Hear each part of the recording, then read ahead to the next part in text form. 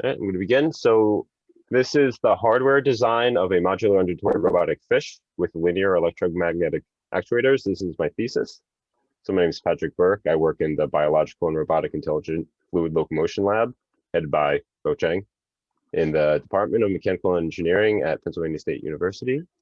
I have a little video of a early prototype swimming. So this is basically my thesis. This is the MUBot right here, the hardware design of this robot. And without further ado, let's get started. So I'm going to give you a quick overview of the presentation. First, I'm going to talk about the motivation behind the thesis, why we made it, and then I'll go through the actuator design, which is a little unique to this robotic fish, considering other ones. Then I'll go through the alpha prototype design, the beta prototype design, and then the final system design. And then at the end, I'll talk about future work within the project. So in terms of motivation, this is a bio-robotic system, and why would we use bio-robotics to study swimming, right? Well, so first of all, what is bio-robotics? Bio-robotics is using biology to inform your design of a robotic system, and then use that robotic system to try to learn something about biology. So it's kind of like a loop where you could learn about, whatever your topic is. In this case, it's swimming. So bio-robotics in the context of swimming, it allows you to learn about, it makes it easier to learn about, in my opinion, neuroscience, biomechanics, and hydrodynamics. So if you want to conduct a neurological study, like learn about the neurological control signals in a fish, you would have to essentially place electrodes within their spines to learn what their control signals are. Whereas with the bio-robotic system, you could specify the control signals within that robot. And so then you physically know what control signals, and then see if it imitates the gait or whatever that you're looking for in the swimming species in nature. Biomechanically, a robot allows you to basically modify the robot without killing it. Like if you want to change the viscoelastic properties of the fish, it's not possible, or not easy at least. And with a robot, you could modify it, change the body morphology and other passive properties of the robot. And then hydrodynamically, a lot of hydrodynamic models, or a lot of hydrodynamic studies use computational fluid dynamics and basically simulated fluids to study. And when you have UCFD, you're never sure that your model is completely accurate, where if you use a robot and put it into water, you could be sure that the physics that your system's interacting with is real world physics. And then, so aside from the interesting scientific fields that a bio-robotic fish could study, this also has applications as an autonomous robotic fish, like an underwater vehicle. So just a couple of applications of a autonomous vehicle would be underwater exploration and mapping, wildlife observation without scaring fish. You'd be able to maybe put it closer than a video camera or a human with a diver would be able to get. It allows you to do search and rescue missions. Maybe you could do pollution detection, maybe inspect the pipeline, have fish run along like big pipelines and see if there's any pollution in the water. And of course, you could do coastline security, military operations with an underwater autonomous vehicle. So that's kind of the motivation. And so the way I view this project is it's a platform to study these scientific fields, right? It allows you to rapidly explore the fields that I've just mentioned. So my project, the MUBot, is a multi-link robot that is magnetic. So it implements a miniaturizable actuator. It's modular, so it's easy to modify. It's morphing, meaning it could mimic the morphology of fish using the modularity. You could easily change it, change different features of it, change the number of multi-links. And it's undulatory, which is its mode of propulsion through the fluid. So just to state it formally, I view the MUBot as a research platform to investigate modeling of fluid body interactions and hydrodynamics, as well as to test control strategies such as CPGs, central pattern generators, and motion primitives in bio-inspired robotic systems. So I'm going to get into the design now. So first is the miniaturizable actuator.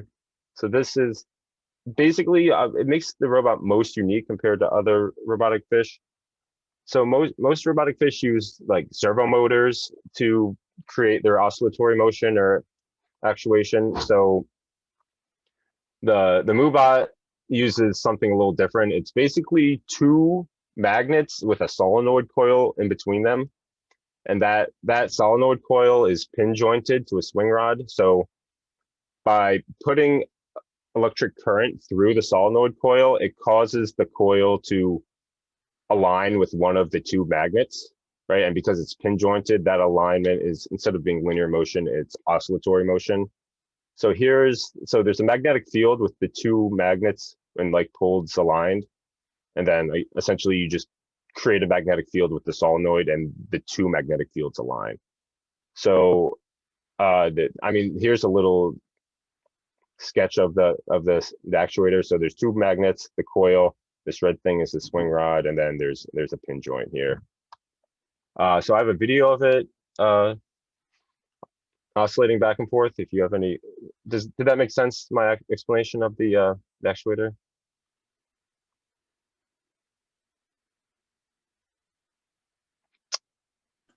Yes. Okay, thank you. So this is just it moving back and forth. And essentially what the robot is a bunch of these actuators daisy chained together, and their oscillatory motion could then achieve undulatory motion by daisy chaining the oscillations together. So onto the alpha prototype. So the components in the alpha prototype, there's the actuator, which I was just going over. So here's an actual picture of it. So these are the two magnets, and there's a coil in here. It's covered in glue right now. So there's a skeleton, which is essentially the actuator housing. So in this design, the alpha prototype, there are 3 components to the skeleton. There are 2 skeletal sidewalls. These are 3D printed in ABS. And then there's the skeletal cap, and that is 3D printed in PLA. There's a rubber suit that goes over each actuator.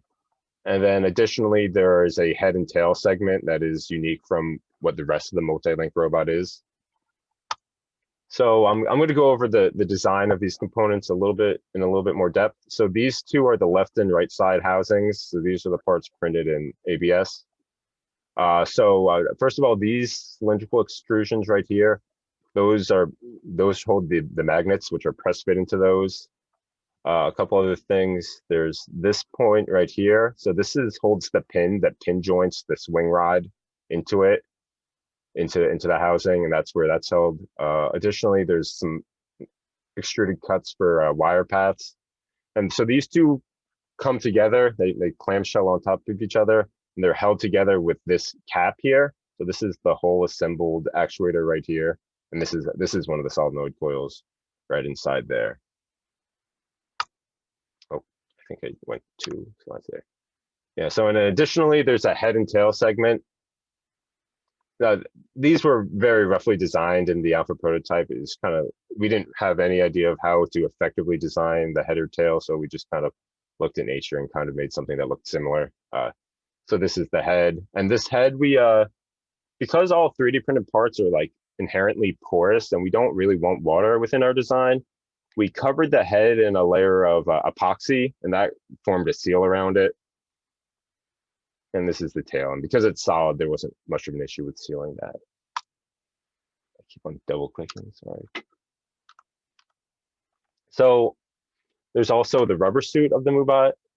This rubber suit is, the purpose of it, there's a few. First of all, it fills a gap between each actuator segment, right? So it creates like a nice uniform body for the fluid to flow across. It provides a centering force, right? So basically the actuator has 2 states. When it's powered, it's either held to the left magnet or the right magnet. But with this centering force, when you unpower the actuator, it will be held back into the neutral position, which is essentially would be a straight fish. No turns on its body. It also provides elasticity. This elasticity is like the body. So when it moves through the fluid, the body can deform slightly. It seals off the robot so while these actuators, it actually is waterproof with this design. Like it functions well in water, but like it won't break. But we don't want water inside of it because the water will resist the motion, and that will make it harder to achieve efficiencies. So we want to seal it off. And then it also guides the wires that control the signals to the solenoid coils. So see these wires right here, they would go through the holes in the elastic suit. And this elastic suit is made out of silicon, 30 shore hardness. And then I'll get into how I manufacture this. So the rubber suit is just a quick question. So, and, yeah, sure. and I think that's something that I had a comment in your thesis. I don't know, did you report the spring constant of this suit? No, I actually never measured the stiffness of this. So I'm not exactly sure what the spring constant is. So I guess, I mean, in this, I mean, do you have a sense of how this would compare to, say, like, you know, a fish that you're trying to model here in terms of the passive properties? Do you have a sense of scale? Like, is this like close to, or is it pretty far off from what we might expect for, I mean, there are viscoelastic properties in fish, but I mean, you know, so what, do you have a sense of scale here, how that? I'd say it's a relatively weak elastic force that this gives it. I'm not very sure about how stiff fish are in nature, but I would say it's relatively not stiff. Right. I could try to get a measurement of that. That shouldn't be too difficult, right? Just like free vibration would be able to measure that. But it's relatively not stiff, I would say. And what about, I mean, does it add, I mean, it probably adds some damping as well, right? So if you look at the free response, is this like over damp? Is it under damp? What's the response like? Yeah, I don't have a measurement on that. I could get that to you. Yeah, I would say certainly underdamped, and from the recent experiments done by Han Kun, it looks like it's much softer than the actual fish, or much less stiff than the actual fish, and the whole system. So the stiffness, in the current design, we didn't really optimize the stiffness, but we can easily change the design of the rubber suit to make it much stiffer. The reason we have these grooves is to make it soft. Yeah, but you would again, control, I guess, the stiffness by the amount of material. Yeah, if you were to make it thicker, yeah, it would become like basically the thicker the silicon, the more stiff it would become. So that's like part of the future work that I mentioned in this project is like I was just creating something that could be varied, but I didn't really take a scientific approach to how stiff it should be. in the sim, so we are trying to optimize stiffness in the simulation first. So now we've had some results. It seems that the the head and the anterior part of the body should be stiffer than the posterior part of the body. So it's the stiffness almost like linearly decline from head to tail. So that's the primitive result from the simulation. But I guess let's digress a little bit. The main problem in the simulation is that the hydrodynamic model we have is not super accurate. So so we need to be a little bit conservative in this result. We need to get a better model of the robot first in the simulation. Yeah, I guess again, related to, I mean, I don't want to digress too much here, and maybe I'll keep these questions for the end. But as you know, right, George Lauder's group showed that there's, basically you can put a dead fish in a flow, right, and it'll have this undulatory kind of and so that's without any control. Like this is just passive. You have this beautiful undulatory motion, and that is probably influenced by the passive mechanical properties of the fish, right? Which basically it's like a flag, right? So yeah, we can actually. Sorry to interrupt. We can actually repeat some aspects of that experiment by dragging the robot along the tow tank and put a cylinder in front of the robot and trying to design the stiffness so there's the drag can be minimized without any control. So that's possible, and we might actually do that in the future. Yeah, but that's a really good point. Yeah. So. Yeah, I agree. I know that paper you're talking about, and they're like the fish passively swam upstream through vortexes, and I think that would be really good experiment that you could run with this robot. I haven't specifically went into like what those passive viscoelastic properties would have to be, but I think that's like an experimental application of this project. Yeah, and what we learned now from the experimental learning, so we did some learning experiment, Yep. And it seems that the learned gate are pretty sensitive to the morphology.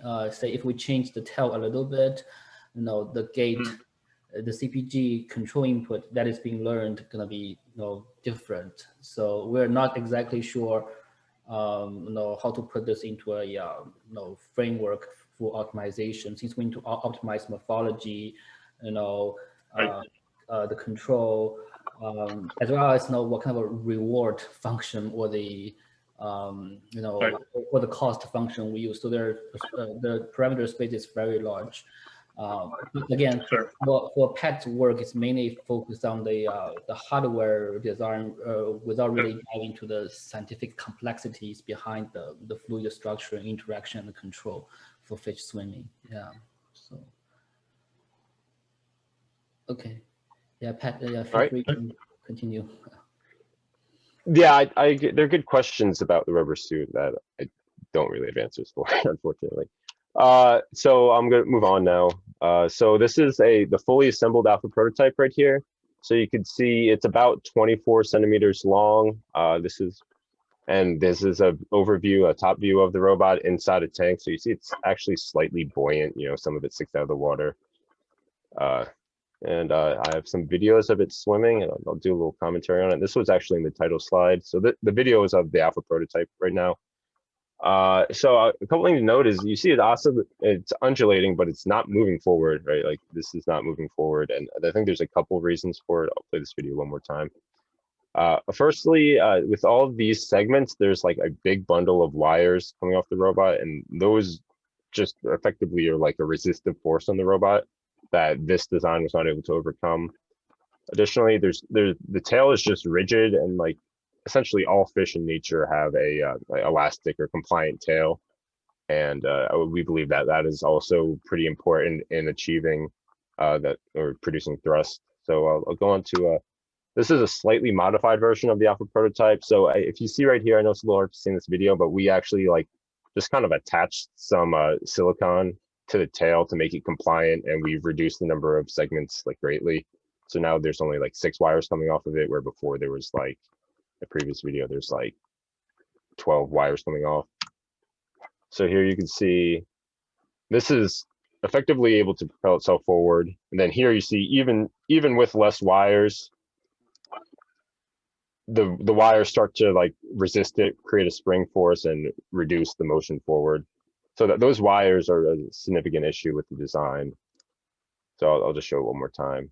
But the compliant tail did help produce the thrust. So I'll just go over some issues that we discovered. So first and foremost, testing the alpha prototype, we found that the solenoid, the coil within each actuator, generates like a tremendous amount of heat. This is something we didn't really foresee. So much so that the PLA coil clamp that was holding the solenoid in place was melting and deforming. So that was a bad design and needed to be reworked. We ended up changing that out with an aluminum coil clamp, so it acts as like a heat sink or a heat spreader. And we changed 3D printed materials so that we used PETG, which is a lot more heat resistant. Another issue that we found with the design was that the sealing between the rubber suit interfaces. So if I'll go back a little bit, we just sealed them with heat shrink tubing. So this is like a 1-inch diameter heat shrink tubing that we shrunk onto the robot. That wasn't really effective at keeping the water out completely. So we end up using silicon, which is something that could join silicon together. We also found that the tail must be compliant to efficiently swim. And we found that the wires resist propulsive force. Now that in the beta prototype, we don't address the wires, but in the final prototype, we do address that issue. All right, so on to the beta prototype. So this is the newly designed beta prototype actuator. So here you see, this is the aluminum clamp, this is machined. And then there are So just to go through it again, the actuator has the two permanent magnets as stated before, and the solenoid coil, but now it has this aluminum coil clamp swing rod, and this is effective at minimizing the heat issue. There's a skeleton, and before we had 3 3D printed components, but with the new design, we're able to reduce that to 2 components. And this is in PETG, which is a lot. It could handle up to like 100 degrees Celsius, so it's pretty good at handling heat without losing its properties. Also in this design, there's like hardware to attach everything to make assembling and disassembling the robot easier. The rubber suit remained unchanged, and then there were head and tail segments that were redesigned. The head segment was just redesigned to accommodate the new actuator housing, and the tail was redesigned to have the compliant properties that we were looking for. Hey, did you say something? No? Okay. So on the beta prototype actuator, I'll go through the design again, similar to what I did before. So these are the 2 components that are in PETG. Here's where the magnets housed here, and I added a like this square extrusion that kind of created a stopping force on the actuator, and that now this design has a plus or minus 20 degrees of rotation, which we decided was necessary. The previous design was only plus or minus 10 degrees, and we didn't think that was enough range of motion for each actuator, so that was increased with this design. And there's also these screws here for attaching the mounting hardware. So that's pretty much the new design. Yeah, and the screws add a little roll stability to the design because they're on the bottom side of it. So here's a video of the new actuator working, and we tested this one pretty extensively.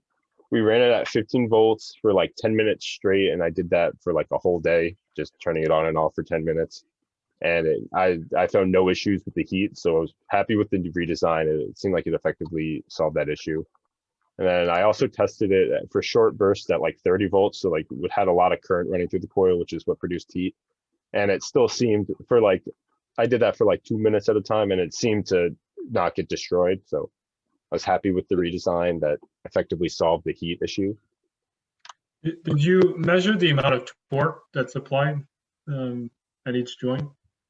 Yeah, we found that it produced about, so running at 15 volts, I don't actually have torque. I have force data, like lateral force from the neutral position. It was, I remember it was like about 5 grams of force at 15 volts. So I don't know if that's meaningful number to you, but we determined that was enough to move the body. So it's relatively small force, but I also believe that like with larger magnets, you'll get a larger magnetic field. So there are ways to get that number higher, and of course, using more voltage, more current will create a stronger force. So this is a picture of the beta prototype assembly. So here's the multi-link chain of actuators, and this is the wire path that they follow. So you can see they come through the top and bottom side of the elastic suit. There's a side view and a top view right here. And I have a video of the beta prototype swimming. So overall, with the beta prototype, we found it was a lot more robust. Like we ran it a lot. We tested it.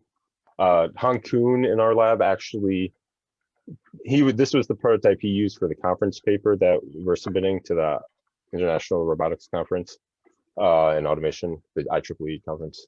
And he tested this like, he said like thousands of times, and he didn't have any issues with braking. So we're happy with that, with the stability of the designer, the, I guess, ruggedness. And so they're just swimming forward. Now I'll get on to the final system design. So I view the final system design as basically an electrical upgrade to the beta prototype. So it's nearly all identical in terms of like mechanical hardware. The actuator has 2 permanent magnets, a solenoid coil, and an aluminum coil clamp. What's new in it is the PCB design. So that has, so basically, there's slots in the design that add a PCB. so you can slide it right underneath the coil clamp. And it's a little tight clearance, but it worked well. The skeleton was redesigned to accommodate the PCB. It's basically press fit into there. There's a rubber suit, it's the same as before, and then the head and tail segments were redesigned. So moving forward. So I'm going to go through the design again. So this is essentially the same as the beta prototype. All that's really different is these slots here where the PCB slides into place. And then these holes here are actually now the wire paths. So you see they come out from underneath the PCB and run along the bottom side of the robot. Again, the actuator is plus or minus 20 degrees of rotation, 3 degrees long, or 3 centimeters long. So like from here to the next actuator is 3 centimeters. 3 centimeters tall and 1.5 centimeters in depth. Aside from that, it's basically the same as the beta prototype.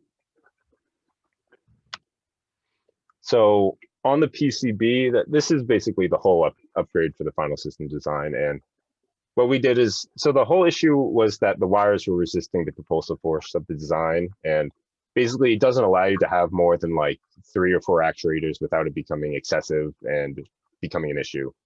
So my idea was to use serial communication so you could just reduce the number of wires, right? So I added a shift register, and that's on one side of the PCB right here.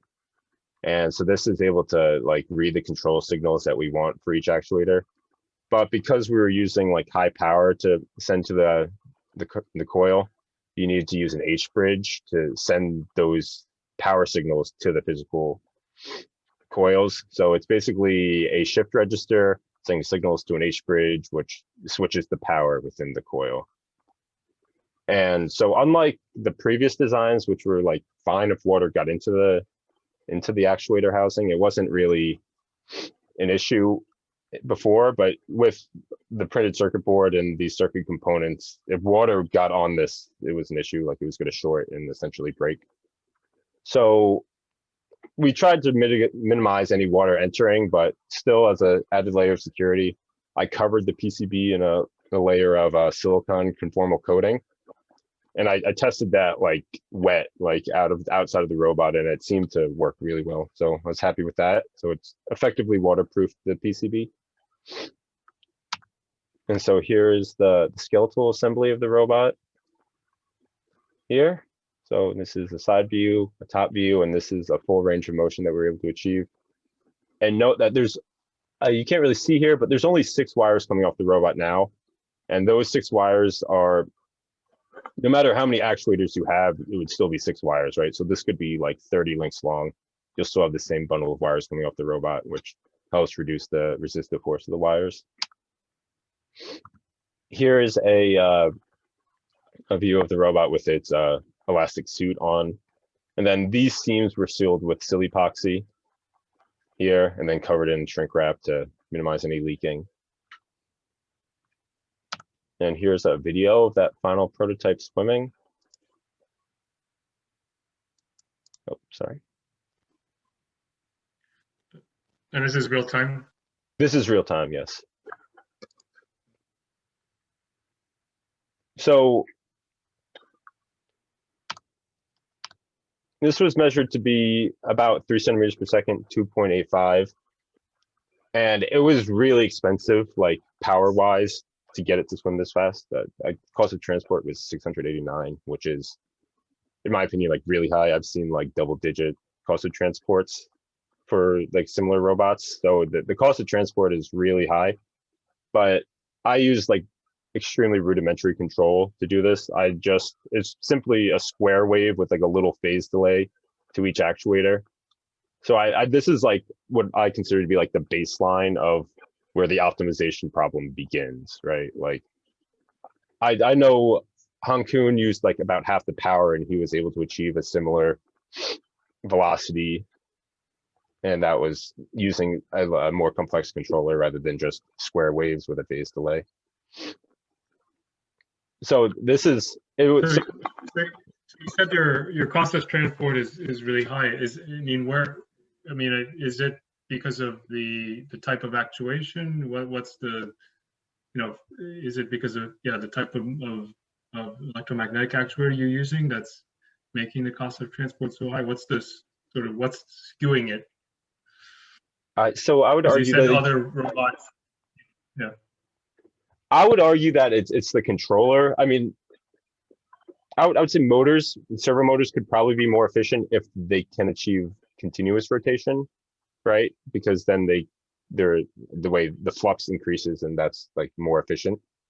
But for a system like this, I believe it could be more efficient, but I just basically brute forced it. I sent it a lot of power with a square wave controller and got it to swim forward. So I suspect that it's due to the control strategy that we use. Yeah, so I agree. You know, since this robot has 4 actuators, no, not all the actuators needs to be a actuator with the same voltage. I know right now I don't know what exactly is the voltage signal that Pat has used here. Are you sending the same amplitude of the? Yeah, it's a uniform square wave to each actuator with. Yeah, so it may not be uniform. Say the actuators close to the head may not need that much high voltage input. And also the phase differences needs to be optimized together with the stiffness, you know. So in this case, so the voltage is directly proportional to the lateral force. yeah, that's what we found. Yeah, so the back EMF is relatively small here, since although we didn't really quantify that, it may not be negligible. Yeah, but at like relatively low frequencies, the forces or torque is roughly proportional to the voltage. Yeah, and also the tail, it's not optimized. So from this video, it doesn't seem to have like a recoil problem for the head. Sometimes the head will vibrate a lot, especially in the simulation. That will reduce the efficiency. The body morphology, we don't know whether the cross-sectional area, the shape we use is the optimal. And there are different propulsive strategies that this robot can use. It can use more reactive forces or circulatory-based forces, depending on the body morphology and the tail morphology. So yeah, but at least I guess, so what's the efficiency of the actuator compared to, say, a servo motor of this kind of actuator? So that really depends on the operation, right? So I think in terms of design, this actuator is pretty efficient. It can generate lots of torque, because when we push the two permanent magnet really close, at this area, in the area that between the, let's say, within the gap of these two permanent magnet, you have almost radially symmetric magnetic field pointing out, right? And if you put a coil here, you're getting very large magnetic field. So the idea is that to increase efficiency, usually we need to increase the back EMF by increase the speed of the coil, right? Since back EMF is equal to the magnetic field times the angular velocity of the motor, or basically the linear speed of the coil. But here, since it's a direct drive motor, we cannot gear down and to improve the efficiency. All we can do is to maximize the magnetic field B. So the velocity is the same. We're trying to push the B higher. So that's why we want to push this two permanent magnet very close. The close they're being pushed together, the higher the magnetic field B is. So we're trying to. We haven't really quantified how efficient this could be, but that's the idea behind that. But there's some problem. When you put two opposing permanent magnet close together for a long period of time, they will demagnetize each other. So we have to, like, when this robot is not being used, we are thinking to sandwich this robot between two large magnets to re-magnetize them, but this demagnetization process is very slow, probably over a couple of weeks or months, and you have like maybe 5 to 10% drop.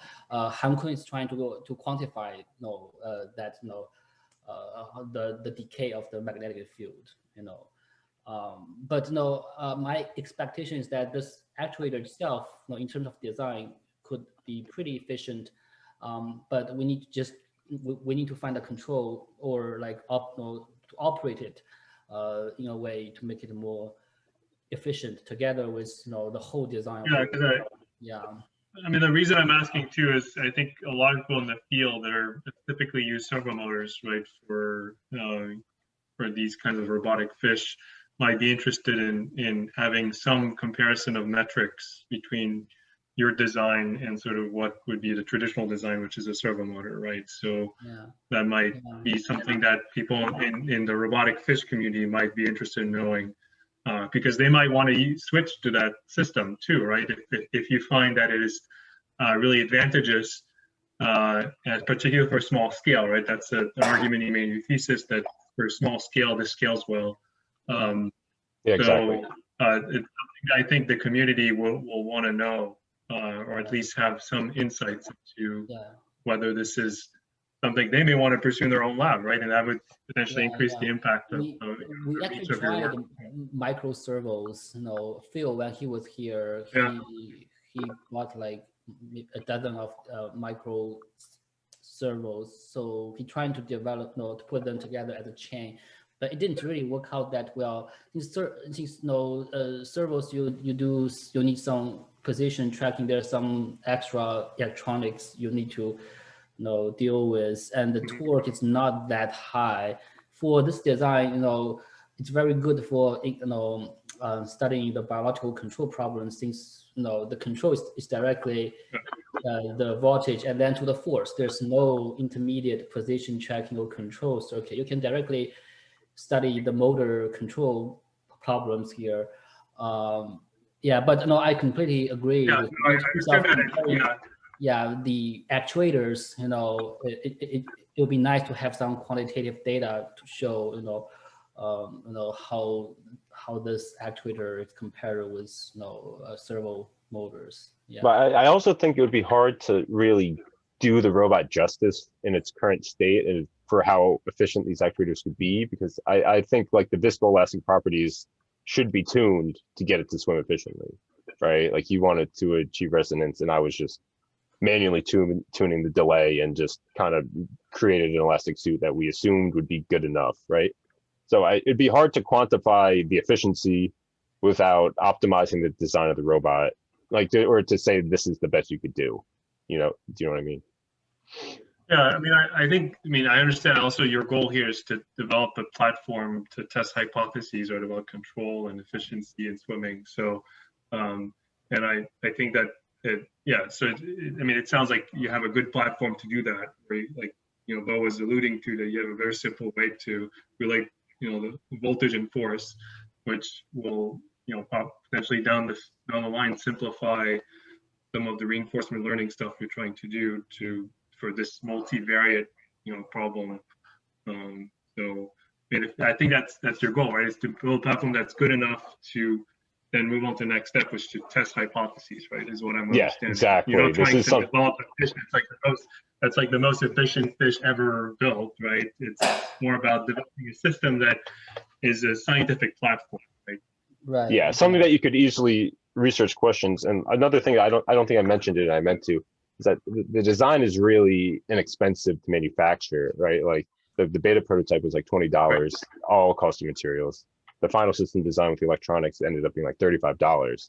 So you could really easily vary system components and not have to like worry about a large barrier to entry, which I think is important. I forgot to mention that earlier. Yeah, and so far from the learning experiments, this design is very rugged. No, Hang Kong was able to run thousands of learning trials without damaging them or having any issues with the like overheat or yeah. Right. Yeah, and like Pat mentioned, it's relatively easy to change the morphology of this robot, and the actuator, is, I would argue that the optimization of the actuator is actually coupled with optimization of the whole robot. So although we can, have a standalone actuator and quantify its performance, no, but for us, we are trying to think this as part of the whole system and optimize it. Right, they're dynamically coupled, right? Yeah. Yeah. All right, so I'm going to move on. That was good input, though. But most of this is future work, and I don't know, we're running a little bit low on time, so I might try to go a little bit quicker through these sections. But so in terms of future work for this project, there are 4 main fields that I see, or 4 areas to explore in terms of future work, which is varying the biomechanics, it's changing the biological feature, not biological, but like the physical features of the robot. There's neuroscience, which is trying to optimize the control signals and neurological control signals. There's hydrodynamics, which is using this system to study the hydrodynamics, the fluid dynamics surrounding the robot. And then there's just developing this into an autonomous system, which is another whole section of work that you could do. So in terms of biomechanics, there are some really simple modifications you could do and try to test to explore questions, right? So you could change the tail design, right? So this is of like an eel has a pointed tail. And then there's all these different tail shapes, like this lunate shape here. And those all could be implemented into our tail design and explored what's the most efficient. Actually, Hang Kun in the conference paper, he modified the tail to make it look a little trapezoidal and test the results there to see if it was a better swimmer or not. And then again, as we were mentioning, you could tune the viscoelastic properties of the elastic suit to try to find an optimal elasticity to achieve more efficient swimming. Right? And those are really simple biomechanical changes you could do to the system. But then there's a lot more complex. You could try to make the robot mimic different swimming modes, right? So in terms of body caudal fin swimming, which is robots that use their body and essentially tail fin to produce thrust, there are 5 general categories. There's Undulatory, subgrangiform, grangiform, cuneiform, and ostraciform. So in this image, the shaded area is the part of the body that it's actually undulating and producing thrust. And this is kind of a spectrum between undulation and oscillation. But we could kind of modify the morphology of the fish to achieve these different body shapes to achieve the gaits that we see in nature for these types of fish, right? And there's more to it than just the body caudal fin swimming. There's fish basically use BCF fish, or body caudal fin fish, use 2 main methods of producing thrust. So there's the added mass method where the fish pushes against the water behind it, and that creates a reaction force on the fish's body to produce thrust. So that's what like Undulatory use. But then there's also a lift-based method where the tail is essentially a foil, and that foil creates lift that propels the fish forward. So with cuneiform fish, like the sailfish, for example, or some of the fastest fish in nature, use this method. So there's a lot to explore in terms of this, and to achieve these different morphological shapes, you would have to modify the fish. So this is just a quick rundown on how I think you would maybe have to do it. First of all, you have to change the cross-sectional shape of each actuator, but that's simple enough because it's all 3D printed, so that shouldn't be too difficult to do. But by changing the number of segments on the robot, so in Undulatory, you probably need like 10 or 12 segments, and you should be actuating them to make it swim like an eel. Or for grangiform, there's a passive head, right? So you want a large passive head. And then so like 6 or 8 segments, but only use the back 4 to actuate it and have the first 4 or 3 to be passive.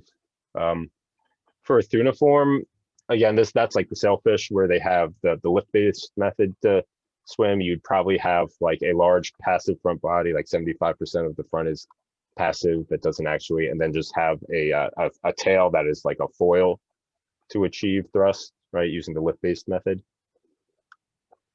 And then in terms of neuroscience, this is a lot, the meat of the work that's being submitted to the conference paper. So this is basically, we're trying to learn parameters for a central pattern generator to create efficient swimming for this robot. So the red loop here is like a physical system using hardware, right? Using the MUBot robot that I physically designed, right?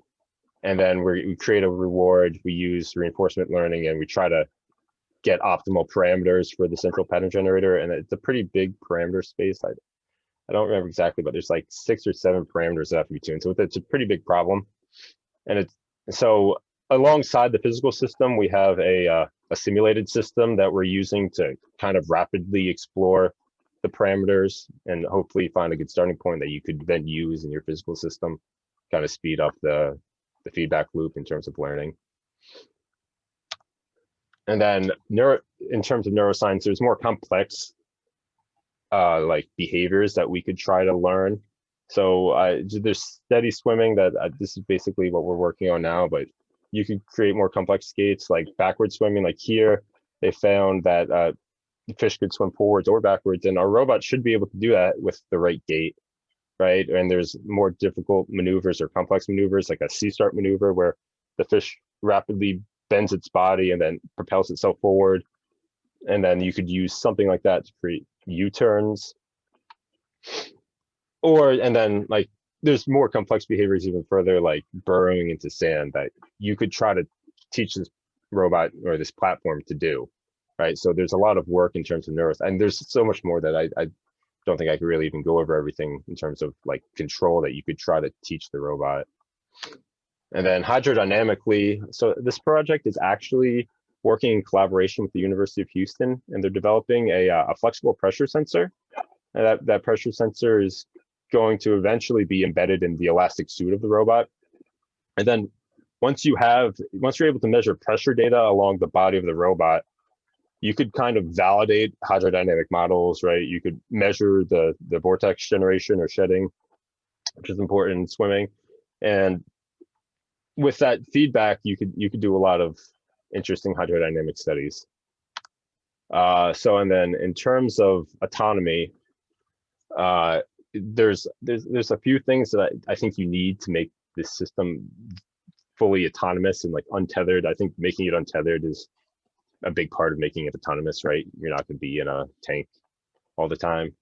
So you need to build in onboard power systems. So you need to embed batteries within the system, in the head, and maybe even within each actuator. If you wanted to get them into the actuator, I think you would have to make it slightly bigger, but you could still make it relatively small. You could then you have to have onboard control hardware, some way of receiving the signals, right? So you could put a microcontroller into the robot. You need to develop the autonomous control software to actually control it autonomously, and you would need to or alternatively, from having an embedded microcontroller, you could have like wireless receivers that would receive the control signals. And then to really make it autonomous, you need feedback control. You need some sort of sensing of the environment so that it could know its environment and then make decisions based off that information. So the pressure sensors that are being developed by the University of Houston would be great for this. Really simply, we could do this with an overhead camera and kind of like record the position above the tank. And then really, it would be cool, I think, if you had some like sensing in the head of the robot so it could be truly autonomous. Maybe have some like GPS data sensors or whatever. And then furthermore, like more complex autonomy, you could try to get the robots to achieve, the swimming gaits or things that we find in nature in terms of like schooling, like there's efficiency gains in terms of fish swimming next to each other. So with multiple autonomous robots in a tank or in the ocean or whatever, you could try to get them to school together and swim more efficiently. And then you could create like really, I think, fun and interesting experiments, like a predator prey, have a big robot chase a smaller robot around, and then this is something that we just kind of mentioned. I thought it was cool. I think Bo brought it up, where you could have the robot swim onto land and then roll 9. So because it's like a oblique shape, it would fall into its side, and then maybe you could make it crawl like a caterpillar, like make it an amphibious robot. And that would be really interesting as well. And then all of these things would be really complex control problems that would need to be learned. And I think that's my last slide. So if you guys have any questions, do you hear them?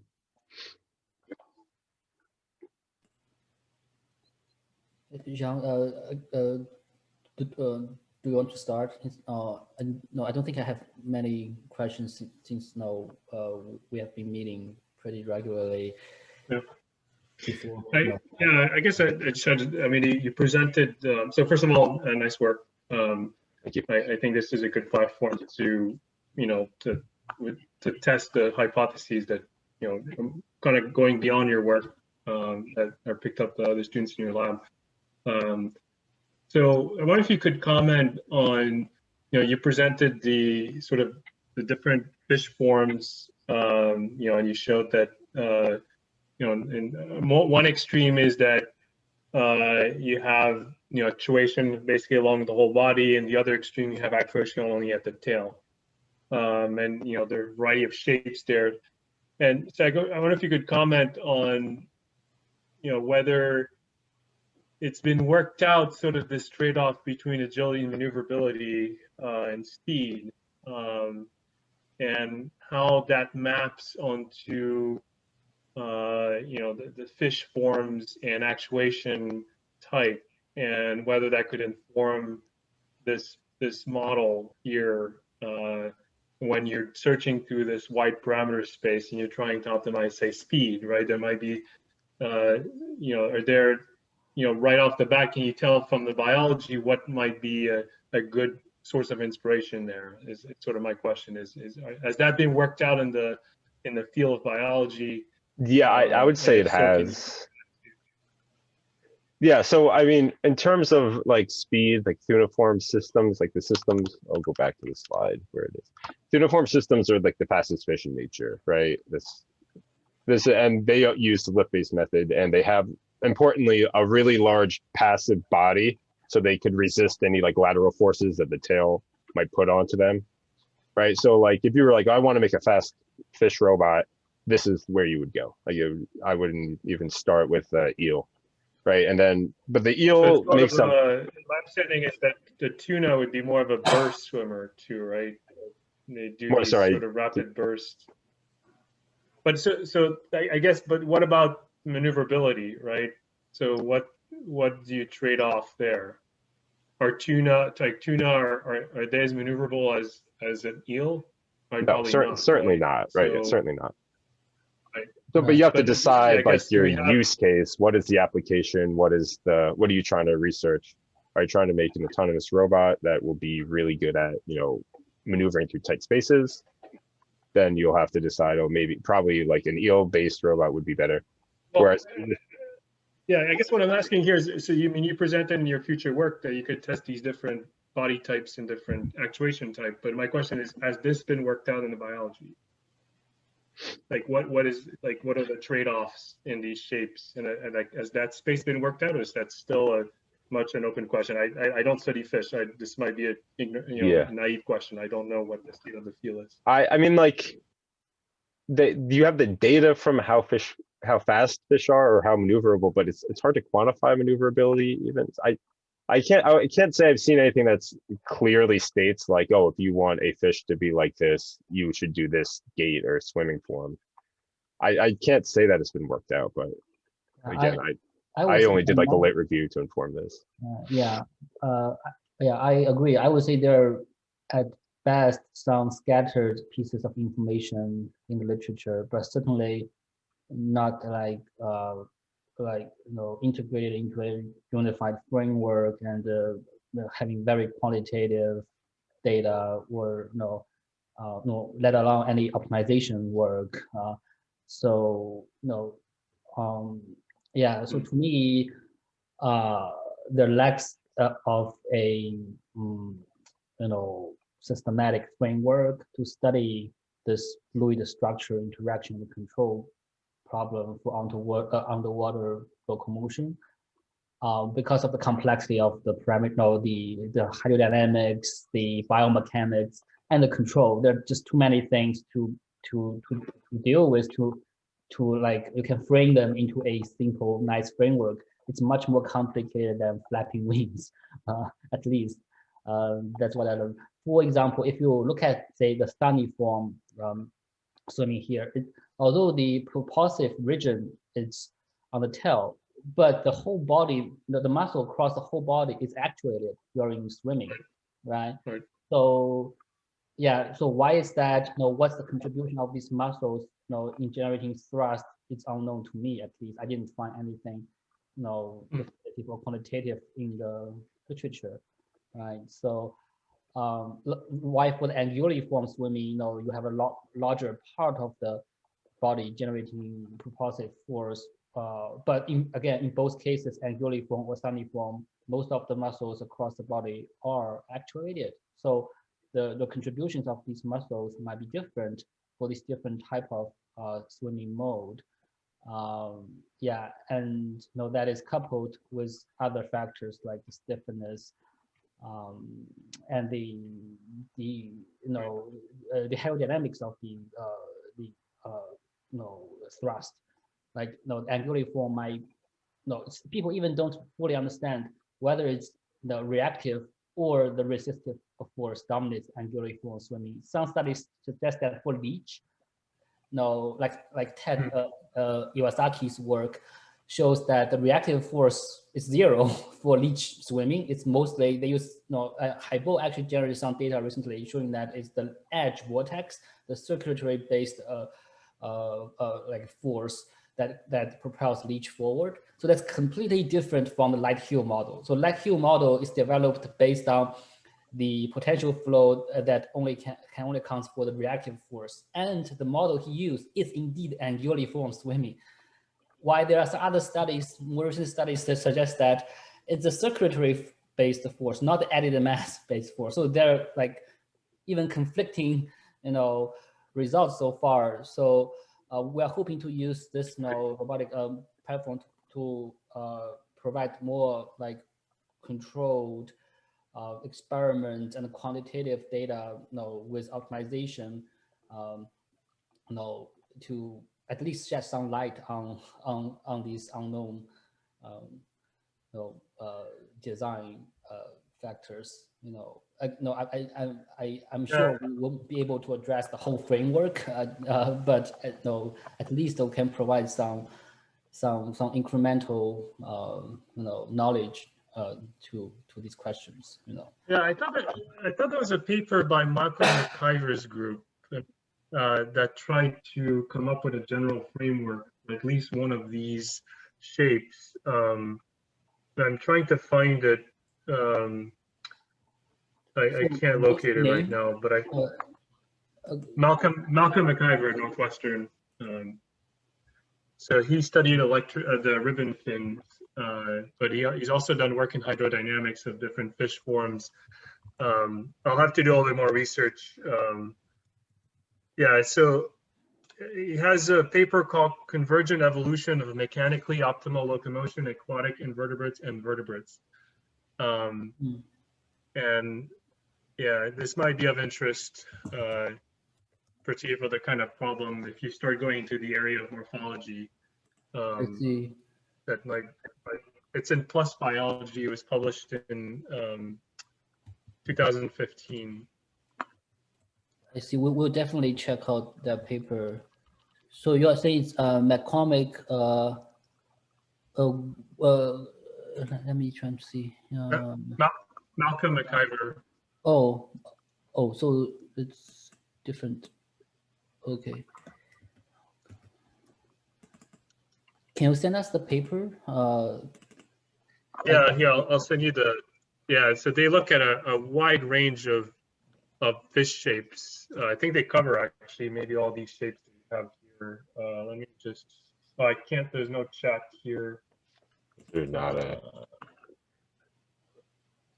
Yeah, there's no chat.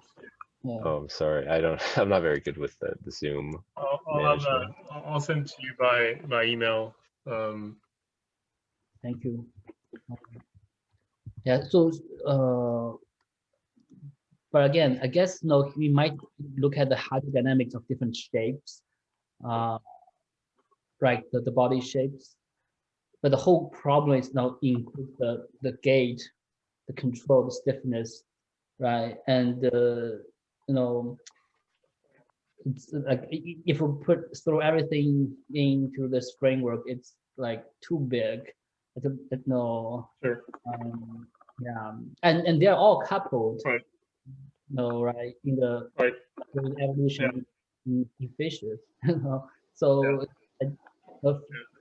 at least for now, I don't see a clear path to develop a complete Unified that takes into account all the variables, right? Yeah. Like, yeah, but at least this platform we can do some exploration, in this design space. No, certainly won't be the complete, but we can at least use some more rigorous method, to do this exploration. Yeah. Yeah. So, okay, so I guess Jean, you will send Pat your suggestions and comments. Yeah, I'll send them as soon as I can. all right, thank you. I appreciate it. And so I guess we are aiming for getting an unofficial approval before the submission, right? So So we have to sign the forms by Friday, or Well, that would be. are there forms we need to? So it will be through this ETA system, electronic thesis, and Okay.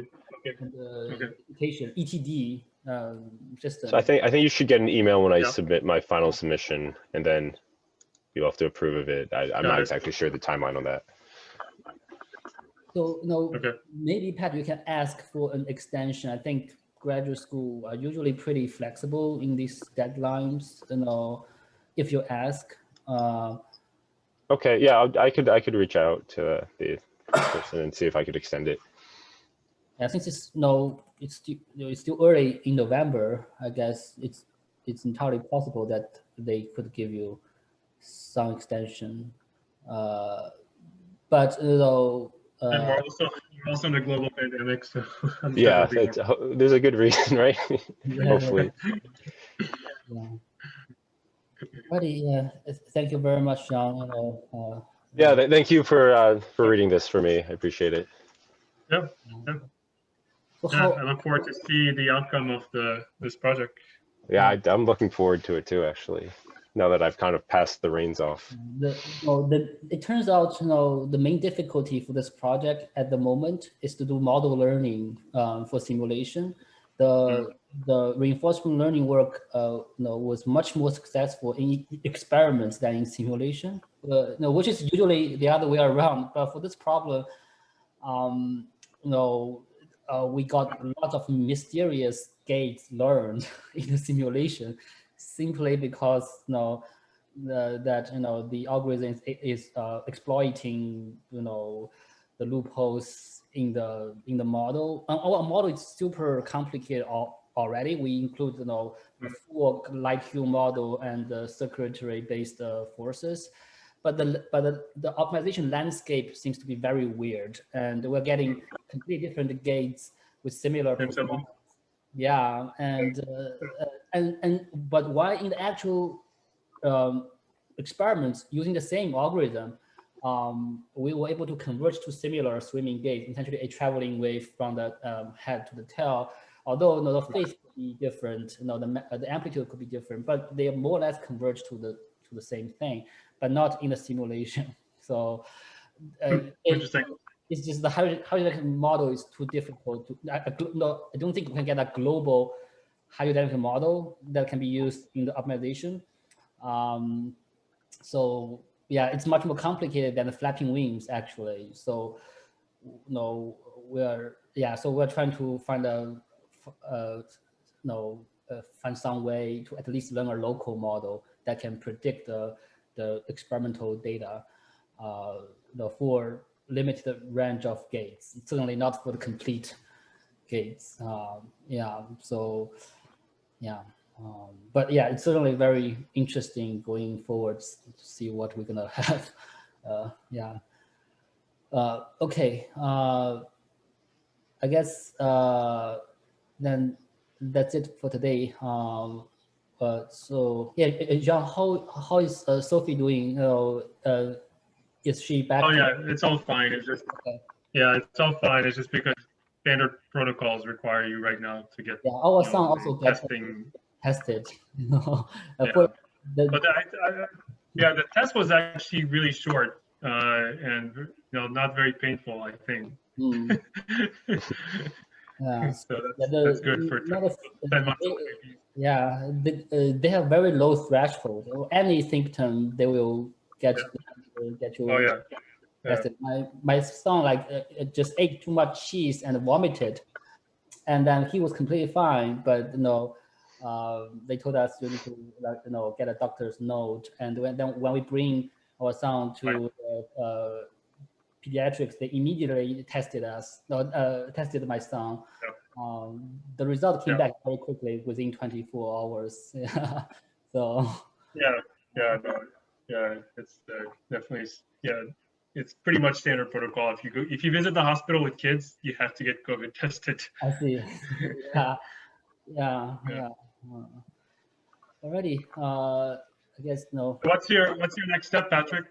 After your my next step is finding gainful employment, hopefully in some sort of research and development role or new product development. I'd like to stay in the field of robotics. Okay. So hopefully I get a good job. My fallback is probably manufacturing automation, but hopefully I don't have to do that. But if I do, I believe I'm pretty good at that as well. So yeah, so Pat, feeling good. Maybe that will help for your job hunting. You can put the videos or the information of this project on your personal webpage. Yeah, I actually plan to update it. I've been working on my portfolio. So I have an e-version of that I'm compiling all the videos and data on. So great. Yeah, I think it looks good for my resume at the very least. Yeah. And then I really enjoyed the project too. So it was really right in my wheelhouse. So I appreciate it. Great. Yeah, and I also appreciate all your work and all your contribution to this project. We basically started from scratch. We didn't have anything in the beginning. So yeah. So I'm very happy about how this project is going. And although there are lots of remaining questions and challenges, but it's certainly a very interesting project, different than what I was doing in the last couple of years. Mm-hmm. Yeah. So already, yeah. So I guess take care and be healthy and yeah. So yeah. Thanks, guys. Any comments? Yeah. Nice work. Yeah, thank you, guys. Appreciate it.